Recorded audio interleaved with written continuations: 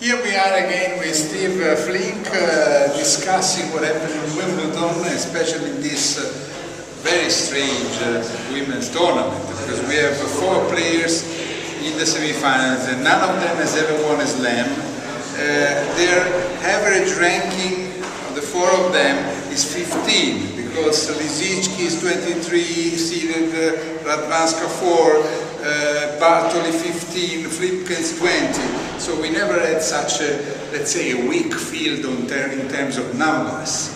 What is your comment on that, Steve? Yeah, I'm amazed looking back. I mean, it took a series of bizarre events, but with Azarenka, the number 2 seed, pulling out the second round with a knee injury, Sharapova, the number 3 seed and former champion in 2004, she got beaten in the second round, so the number 2 and 3 seeds were going, and then finally Serena Williams, round of 16, she bows out against Lisicki. So who would have ever believed that we would lose all 3 of them and have Radwanska, last year's surprise finalist, as I guess the favorite to win the title now. I didn't think there was any way she'd be back in the finals this year, the way she's played in 2013. But she looms as the favorite based on ranking, based on Wimbledon experience of having been in the championship, the title round match a year ago and taking Serena Williams to 3 sets. And she played well today against Li Na. Yeah, you're right. Even if Radwanska against Lisicki, she has not won before they get on court. And she will have to win. Because Lisicki has the best serve probably behind Serena Williams. Oh, absolutely. I couldn't agree more. And that's gonna be a very interesting match. And if she does serve very well, it was nice that Lisicki followed up on her win over Serena, moved into the semifinals easily. That's good to see. There is no letdown. So she won't make it easy for Radwanska, but I think Radwanska is going to return well, and she's going to be the better player from the backcourt. That's my feeling. So I give her a slight edge. Okay. And about Bartoli and Flipkens, nobody would expect that Flipkens, a girl who has won only 1 tournament in her life, Quebec, and a girl who was 262 last year, and she had also a big problem with, a pneumonia. I mean, a problem, an embolia, like Serena Williams. When she was flying back from Thailand, she had a problem, and she was afraid she wouldn't play tennis anymore. It's an incredible story, and all the way from that into the semifinals of Wimbledon, and now she's going to move close to the top 10 in the world, depending on how she does in her semifinal. Great story. I don't know quite what to expect in that one either. Bartoli, I like her form overall, although it was a strange match. She had with Sloane Stephens, all kinds of service breaks, 7-8 service breaks in a row in the second set. It was finally Bartoli put the match away in straight sets. I give her, as a former finalist 2007, I give her a slight edge in that semifinal, but only slight. Yeah, she's more experienced for sure.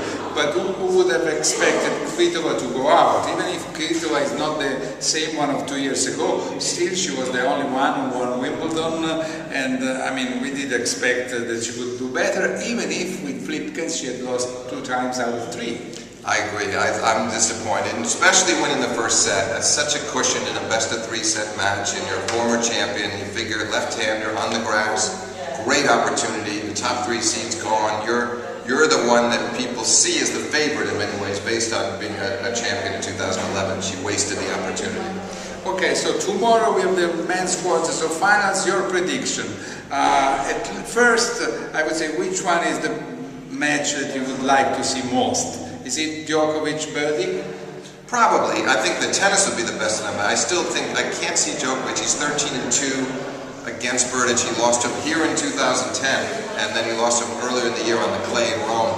I think it's not going to happen again. I think Djokovic is too sharp right now, and plus, he showed that with Tommy Haas. He lost to Tommy Haas earlier in the year in Miami, came back and beat him in Roland Garros and here without losing a set. I think Djokovic beats Berdych. It might go 4, but I don't think any more than that. I see him winning the match, but I think it's going to be the best tennis of the day in the 4 quarters. Yeah, me too, and I believe he will play probably Ferrer, since the ball is not too well, and then Ferrer knows how to beat the Poch. And he did it here last year on the grass. He's had his number lately. I like his chances too. Probably 4 sets for Ferrer over Del Potro. Do you think Murray can lose to Verdasco? No. He once lost to him in the Australian Open. The year that in 2009 when Verdasco almost beat Nadal in the 5-hour, 14-minute match. Murray lost to Verdasco. That's a long time ago. Verdasco's had a great tournament, but I think it's Murray's match. His center court, grass courts, the way Murray's playing right now, maybe he can lose a set, but I don't think he can lose the match.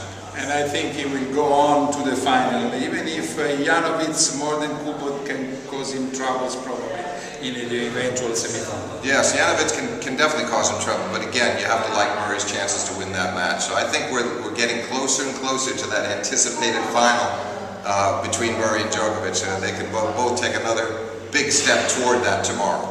Thanks a lot to Steve Flink of tennischannel.com, and see you tomorrow.